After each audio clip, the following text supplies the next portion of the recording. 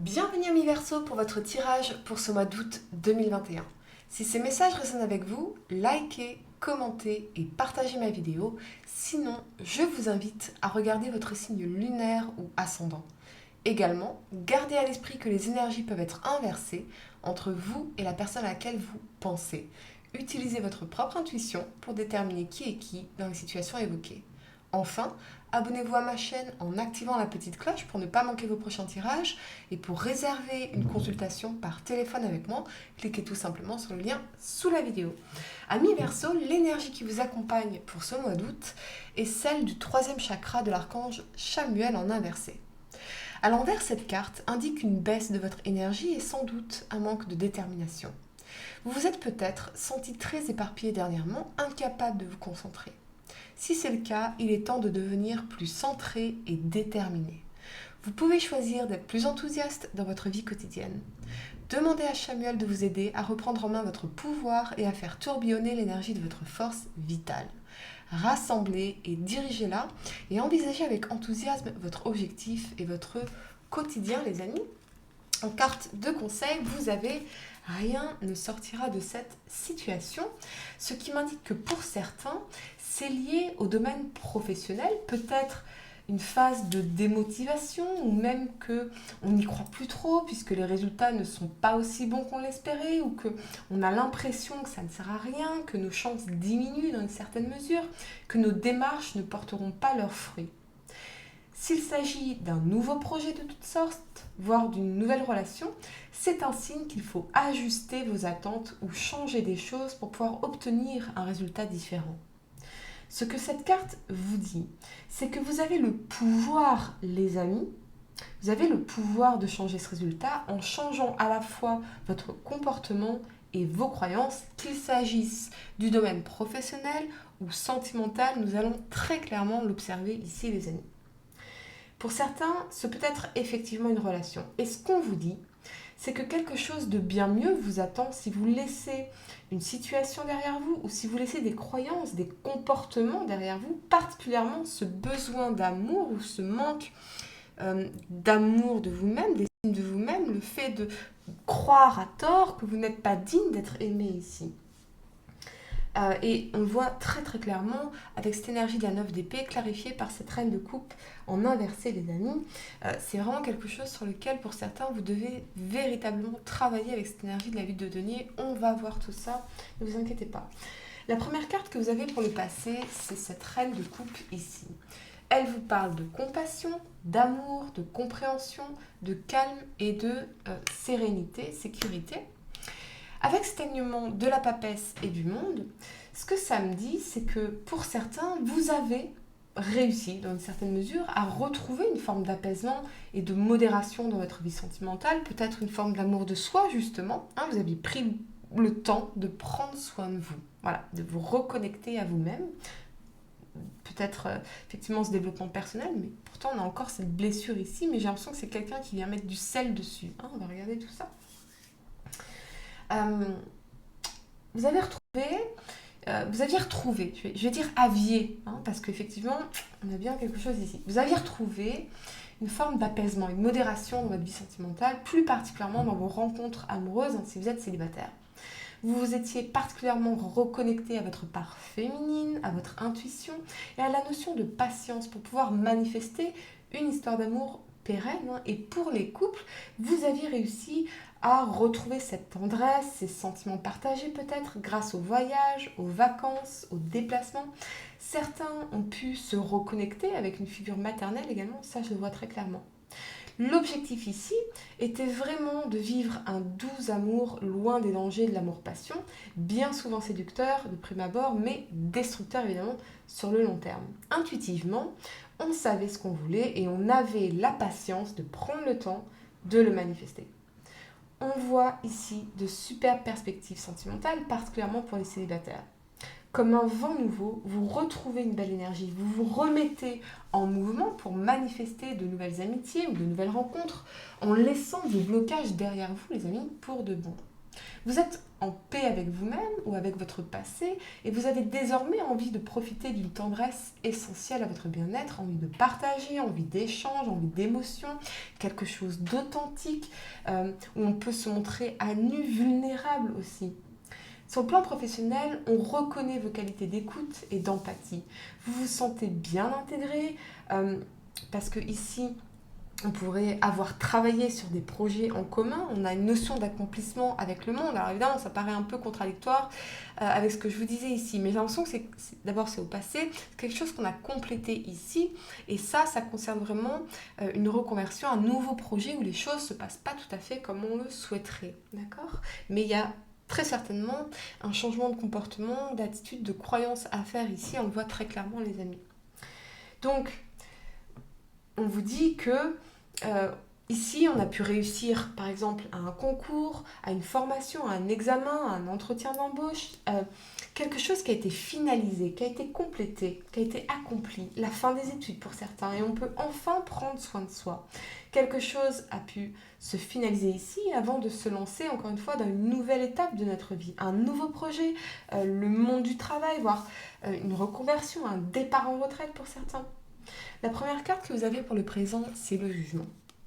Il vous parle de prise de conscience, de renaissance, de nouveau départ, d'inspiration et de lucidité. Et c'est vraiment ce qu'on vous invite à faire ici, oui, à faire preuve de lucidité, les amis. Particulièrement s'il y a le retour d'un ex ici. Vous allez comprendre.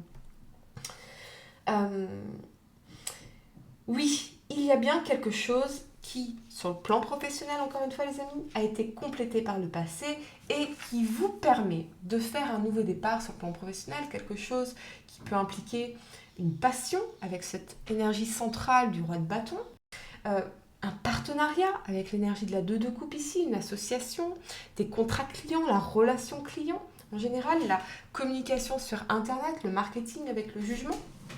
Quelque chose en tout cas que vous vouliez vraiment, hein, pour certains, c'est une reconversion professionnelle, c'est un changement de poste, un nouveau départ en tout cas.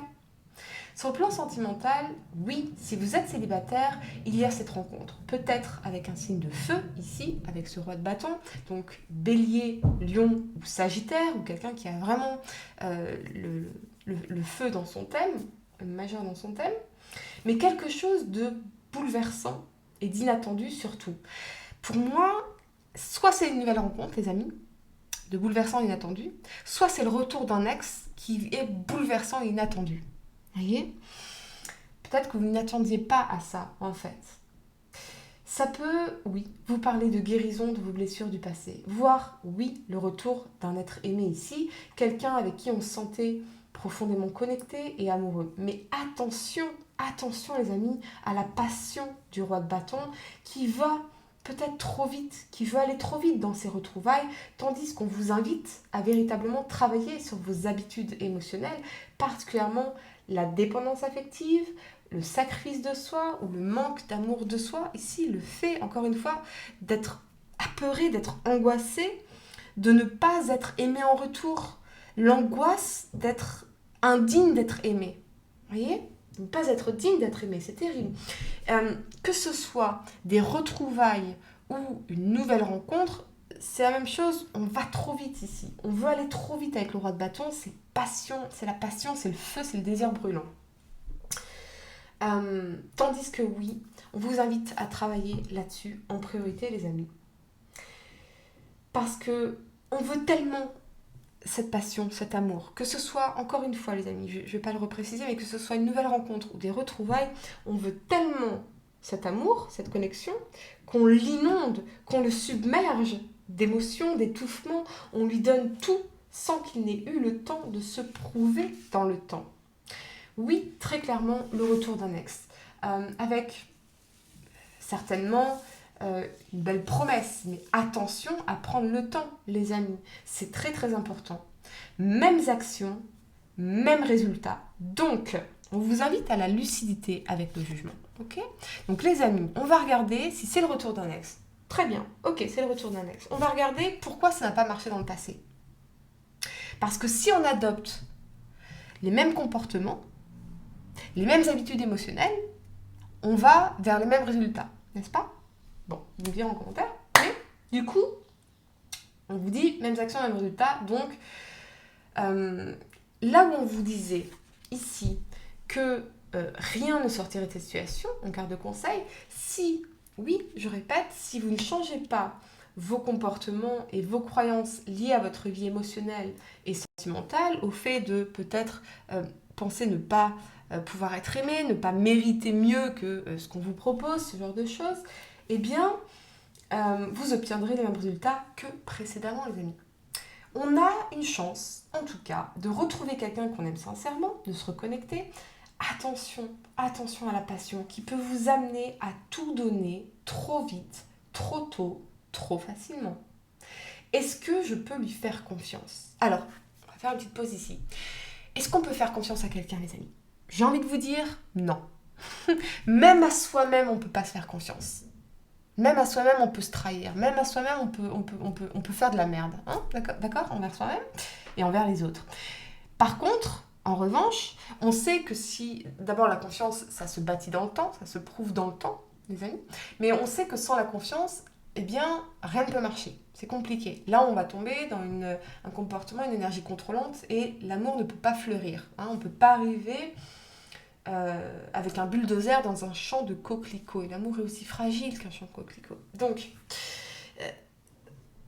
est-ce qu'on peut faire confiance à quelqu'un entièrement? Non. Non, certainement pas. Par contre, on peut entièrement avoir confiance en le fait que quoi qu'il arrive, eh bien, je saurai surmonter. Quoi qu'il arrive, je peux me faire confiance de me dire, eh bien, je saurai me relever. J'aurai la lucidité. J'aurai la lucidité de partir plus tôt si ça ne fonctionne pas. J'aurai la lucidité de ne pas me laisser abuser cette fois-ci. J'aurai la lucidité de ne pas accepter certains comportements si ça n'a pas changé. Vous voyez ce que je veux dire? J'ai du mal à parler ce soir, pardonnez-moi. Vous n'arrivez pas en nouveau-né ici. Vous arrivez avec votre expérience du passé. Hein? Donc, on a une chance d'une nouvelle rencontre, une chance de recommencer quelque chose, mais on y va avec la connaissance déjà, avec une lucidité, d'accord? Donc, ce qu'on vous dit, c'est observer cette personne avec lucidité, observer cette personne.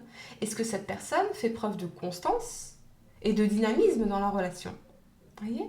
Si je donne un petit peu, si j'investis un petit peu, est-ce que j'ai un retour sur investissement? Vous voyez? Est-ce que cette personne investit dans la relation aussi, sur le plan émotionnel, etc., physique, etc. Hein? Est-ce que cette personne s'investit aussi? Parce que si cette personne s'investit moins que vous, naturellement, vous aurez tendance à vouloir investir encore plus pour vous prouver, alors qu'au final, vous allez vous construire un château là où la personne, elle est sur un terrain vague. Et c'est là où on a des dynamiques relationnelles déséquilibrées, d'accord? Et où on se fait avoir concrètement, ok? Donc, investissez, testez un petit peu, vous voyez, et voyez si vous avez un retour sur investissement, et à ce moment-là, et c'est comme ça qu'on construit tous les deux, qu'on bâtit ensemble notre château, dans le temps, vous voyez? Donc, certes, avec ce roi de bâton, c'est quelqu'un avec qui vous ne vous ennuyez pas, que ce soit votre ex ou une nouvelle rencontre, les amis, mais pourrait se manifester cette nouvelle rencontre. Mais si c'est ce que vous voulez, si ce que vous voulez, c'est un engagement, un lien profond, honnête et durable avec cette personne, alors prenez tout votre temps. Prenez votre temps, les amis. Là, j'ai le sentiment que ça va trop vite. Et que, du coup, eh bien, les doutes arrivent. Hein, que ce soit vous ou la personne à laquelle vous pensez. Ça peut être la personne à laquelle vous pensez qui incarne cette énergie, les amis. Les rôles pouvant être inversés. Alors, au lieu de tout remettre en question, de prendre une décision hâtive, ne vaudrait-il mieux pas réfléchir ensemble aux éléments qui peuvent être améliorés? On vous invite à communiquer, les amis. J'ai des clients ou des clientes qui restent dans des relations qui n'en sont pas pendant des années. Parce qu'ils n'osent pas, ou elles n'osent pas, poser les bonnes questions.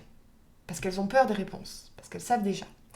L'idée, c'est que le plus tôt vous allez poser ces questions, le mieux ce sera. Ce que vous voulez, c'est faire preuve de lucidité avec le jugement. Alors, évidemment, quand on fait une nouvelle rencontre, on ne va pas directement poser la question à la personne, est-ce que toi, tu veux t'engager? Waouh, écoute, on ne se connaît pas, on n'a pas élevé les cochons ensemble, j'en sais rien, je ne te connais pas. En revanche, on peut trouver un subterfuge pour savoir si cette personne est dans une disposition à avoir une vraie relation ou pas. Hein, indépendamment de nous ou pas. Vous voyez ce que je veux dire? Alors, la question que vous pouvez poser, c'est par exemple, à votre troisième rendez-vous, vous voyez, vous pouvez lui demander, voilà, tiens, comment tu vois ta vie dans 5 ans? Et là, si cette personne vous dit, bah, je me verrais bien dans une maison, avec une femme, des enfants, etc., là, vous voyez que la personne se projette éventuellement avec vous. Mais si cette personne vous dit j'en sais rien, moi c'est carpe diem, ou alors qu'il vous dit bah, j'aimerais bien faire le tour du monde, à bateau, en solitaire, là les amis, l'idée c'est qu'on va pas se mentir. Soit cette personne veut vraiment ça et à ce moment-là vous sentez bien qu'il n'y a pas de place pour une relation de couple telle que vous pourriez la concevoir, hein, ou cette personne veut une relation mais pas avec vous. C'est-à-dire que cette personne ne se projette pas dans l'avenir avec vous. Voyez? Alors je répète parce que j'ai été un peu confuse, j'ai un peu de mal à m'exprimer aujourd'hui, je sais pas pourquoi. Comment tu te projettes, comment tu vois ta vie idéale dans 5 ans? Et si cette personne implique par exemple l'énergie d'une femme ou d'un homme, si vous êtes un homme avec une vie de couple, eh bien là vous savez que il peut se projeter avec vous. C'est le mécanisme inconscient. Et si cette personne vous dit j'en sais rien, là, soit cette personne sait très bien ce qu'elle veut, mais c'est pas avec vous, et à ce moment-là, vous savez que vous êtes que passager ou passagère, ok? Soit cette personne ne sait absolument pas ce qu'il ou elle veut, et à ce moment-là, il faut avoir la lucidité de se dire ok, moi par contre, en revanche, après tout dépend de ce que vous voulez les amis, hein, moi en revanche, je sais ce que je veux. C'est vraiment... on va faire une pause les amis, mais c'est vraiment très compliqué effectivement les rencontres aujourd'hui parce que on me dit souvent en consultation les gens ne s'engagent plus. Effectivement, les gens ne s'engagent plus. Parce qu'on se dit, bah, c'est pas grave, tiens, il y a un blocage, je vais aller voir ailleurs. Tiens, il y a ça qui va pas, je vais aller voir ailleurs, je vais voir ce que je peux trouver de mieux. Et puis, les choses ont changé. On a peut-être envie encore d'explorer tous les possibles du monde, vous voyez. Quelqu'un qui aurait, par exemple un homme qui aurait 35 ans, aujourd'hui, il n'est plus dans une pression sociale de s'engager, de se marier, d'avoir des enfants.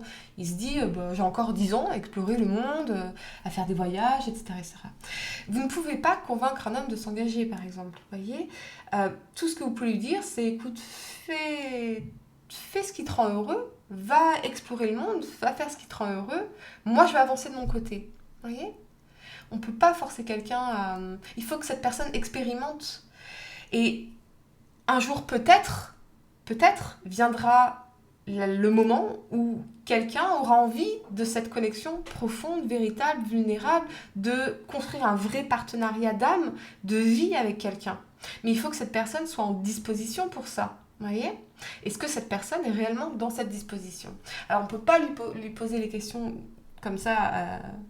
de façon brutale, on peut trouver un subterfuge,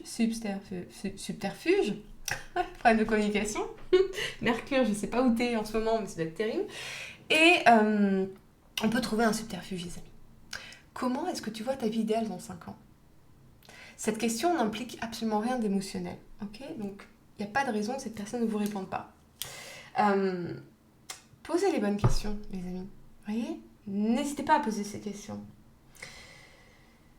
J'ai l'impression que pour certains, en tout cas, eh bien, il y a vraiment cette urgence de faire preuve de lucidité. Qu'il s'agisse d'une nouvelle rencontre ou d'une reconnexion ici, les amis. Hein.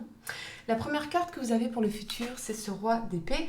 Il vous parle de puissance, de maîtrise, d'autorité, de réflexion et de pouvoir. Ce qu'on vous demande, c'est de faire appel à l'intellect pour travailler avec cette énergie de la 8 de denier sur cette énergie ici de la 9 d'épée clarifiée par la reine de coupe en inversé, cette énergie d'angoisse, de cauchemar, de peur, de doute, d'estomac noué, hein, vraiment d'angoisse lancinante, de ne pas être aimé en retour, de ne pas pouvoir être aimé en retour. Ce qu'on vous dit ici, c'est que si vous voulez bâtir, si votre objectif, après tout dépend de votre objectif les amis, ok? Si votre objectif c'est de bâtir, c'est de bâtir une relation sécurisante, tant d'un point de vue émotionnel que matériel, par exemple. Donc construire ensemble, construire un château ensemble. Eh bien, il faut travailler à solidifier les fondations. Et ça passe très clairement par la certitude que vous pouvez, que vous méritez d'être aimé. Oui, on vous dit de faire appel à l'intellect avec ce roi d'épée, sans tomber toutefois dans le contrôle pour ne pas tout gâcher. Et c'est délicat. Hein. J'ai l'impression que pour certains, vous pourriez mettre en danger l'épanouissement d'une relation ou une réconciliation ici parce qu'on veut tout contrôler, car au fond, on ne se sent pas sécurisé ou digne d'être aimé. Ou peut-être que on va trop vite dans cette nouvelle relation ou dans cette reconnexion par manque d'amour de soi-même également, vous voyez, quelque part. Parce qu'on veut tellement cet amour qu'on donne tout, on donne tout trop vite. Ça va trop vite avec ce roi de bâton. Beaucoup de doutes ici, vous doutez de vous, de l'autre, parce que c'est allé trop vite, encore une fois, beaucoup trop vite, trop fort, avec l'énergie de la passion du roi de bâton, ou trop tôt, où ça pourrait se produire dans le futur, les amis, si vous ne travaillez pas sur cette peur, cette angoisse de ne pas être aimé en retour, très clairement, les amis. Vous avez le pouvoir de changer le résultat si vous travaillez avec votre intellect sur cette problématique-là, ici, la 9 d'épée avec cette reine de coupe en inversé, indépendamment de cette personne, les amis, hein, qui qu'elle soit. Je ressens vraiment une situation ambiguë, quelqu'un qui vous ferait languir, dont les intentions ne sont pas très claires envers vous, et c'est pour cela que ça vient trigger, que ça vient provoquer, mettre du sel sur cette blessure ici. Hein. On vous invite à la tempérance et à la prise de recul. Pour certains, oui, c'est une déception qui s'annonce, mais cette épreuve est là justement pour vous faire grandir, pour vous hurler qu'il est urgent de travailler sur l'amour et l'estime de soi. Pour se projeter dans l'avenir sereinement, rien de plus efficace que d'affronter la tête haute nos espoirs trompés. Alors ça peut aussi nous parler d'espoirs trompés sur le plan professionnel. C'est par exemple lié à un projet, d'accord ? Et je crois qu'il y a vraiment besoin de vous recentrer sur ce projet. J'ai l'impression que peut-être que vous avez un partenaire ou une partenaire qui justement est dans cette angoisse ici, qui a des angoisses et que ça vous dévie peut-être de vos projets. Vous voyez, il y a peut-être cette chose-là, hein, particulièrement pour les couples ici. Mais c'est pas condamné. C'est pas une situation qui est condamnée. C'est une situation où vous devez changer votre comportement, vous faire preuve de discipline, d'accord, d'autorité aussi, peut-être de mettre des limites aux gens en vous disant voilà, moi j'ai besoin de travailler sur ce projet, j'ai besoin de me remettre au boulot ici. Très clairement, j'ai besoin de me remettre au boulot. Ok ? Il y a ça aussi, les amis. En tout cas, amis Verseau, voilà ce que j'ai pour vous pour le mois d'août. Si ça a résonné avec vous, eh bien, n'hésitez pas à liker, à commenter et à partager ma vidéo. Sinon, je vous invite à regarder votre signe lunaire ou ascendant. N'oubliez pas de vous abonner dès maintenant à ma chaîne pour ne pas manquer vos prochains tirages. Et pour réserver une consultation par téléphone avec moi, cliquez tout simplement sur le lien sous la vidéo. Moi, je vous dis à très bientôt pour de nouveaux tirages. Namasté.